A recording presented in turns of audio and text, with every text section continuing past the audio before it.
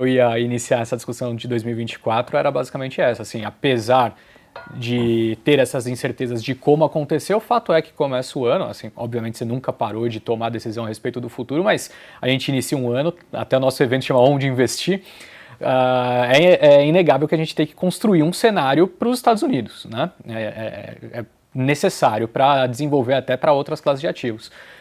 Em meio a essa incerteza a respeito do passado, mas com uma convicção um pouco maior de que está rolando o processo desinflacionário e a atividade não deve, então, despencar como imaginado no passado. Qual que é a sua construção de cenário nesse momento para lá? Tá, então vamos começar comparando o cenário do começo do ano passado com o começo desse ano, porque eu acho que é ilustrativo de por que a indústria estava tão pessimista. Então, para trazer um pouco para o investidor, pessoa física, eu acho, entender, porque as pessoas ficam falando assim, não, o mercado está mais otimista, mais pessimista, porque vai crescer mais, vai crescer menos, e quando você exaure a sua capacidade de crescimento, assim, a questão de crescer mais e crescer menos, ela fica menos relevante, porque quando você já exauriu, ou quando você passou, já está na reserva do tanque, né, assim, cara, se você acelerar mais, só significa que seu combustível vai acabar mais rápido.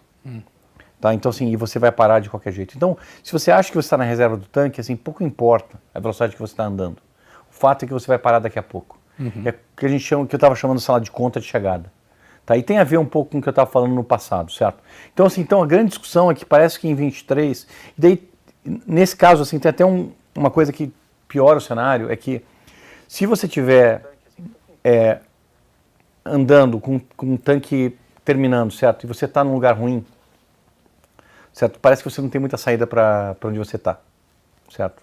Que era um pouco da situação que a gente estava. Com a inflação alta, principalmente nos países desenvolvidos, assim, você vai ter muita dificuldade de relaxar a atividade fraca. Então, qual o pior cenário que você pode imaginar? É um cenário onde você vai ter um crescimento, uma queda do crescimento forçado, que traz commodities para baixo, etc., sem o apoio da política monetária dos países desenvolvidos. A gente lembra que nos últimos 30 anos, todas as crises que tiveram o apoio da política monetária dos países desenvolvidos, mesmo assim não foi fácil. Então imagina o que seria uma crise, que eu achava que era uma probabilidade alta, uma crise de crescimento provocada pela própria política monetária, com a inflação alta, com uma dificuldade de trazer essa inflação para baixo. O que ia acontecer é que você ia enfrentar ao mesmo tempo a desaceleração, com juros muito altos no mundo, assim, e enfim, não é à toa que, assim, eu achava, apesar de achar o Brasil barato, difícil ter uma alocação muito significativa num cenário como esse. Então, qual a diferença para esse cenário? Porque, assim, tudo bem, a gente tem mais espaço agora, tá? Então, assim, significa que você provavelmente não vai parar o carro daqui a pouco. Essa é a novidade. Eventualmente, dado que, assim, que a economia, ela é mais dinâmica, né? Essa metáfora aí do carro, ela é limitada.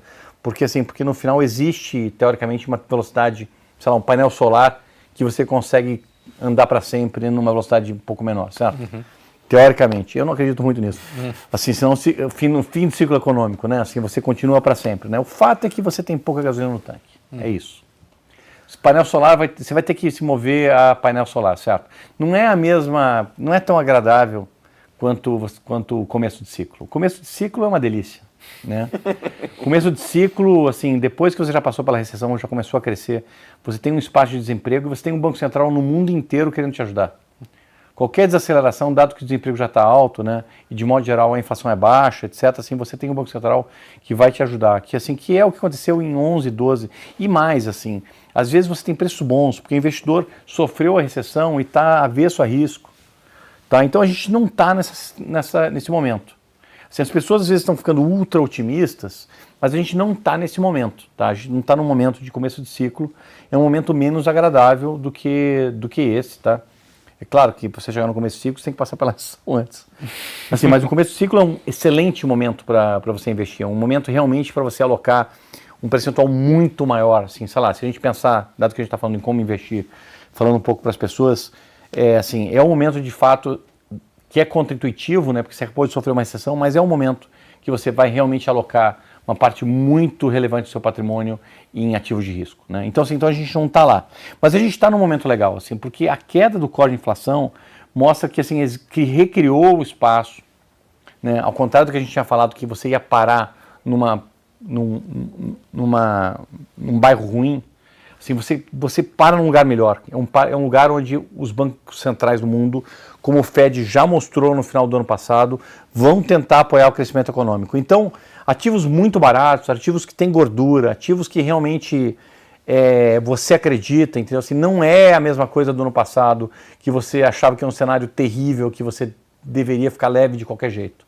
Eu acho que tem um espaço, porque mesmo se você desacelerar, eu acho, e não é certo que você desacelera, você realmente pode pegar um pouco, pelo menos um pouco dessa velocidade de cruzeiro, digamos assim, que você consegue andar com o painel solar, você consegue, se der errado, um apoio dos bancos centrais limita a sua perda. E assim, quando você investe, você tentar imaginar o que é cenário bom, o que é cenário ruim e pesar o quanto tem para ganhar, o que tem para perder é fundamental. Então eu acho que a grande graça desse momento em relação ao ano passado é o downside.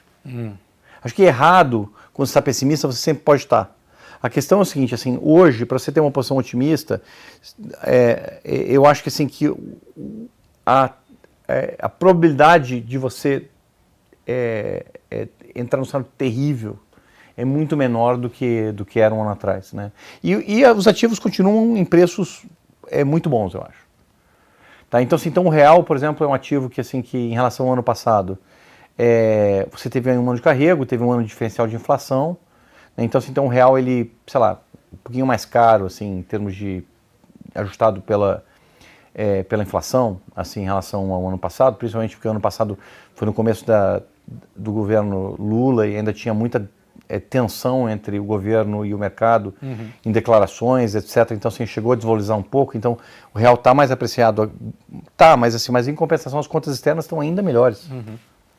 Então, assim, você continua tendo... É um cenário onde, de fato, eu considero muito mais estar investido, estar aplicado em risco do que há um ano atrás. Não tem comparação na minha cabeça em função desses motivos aí que eu expliquei.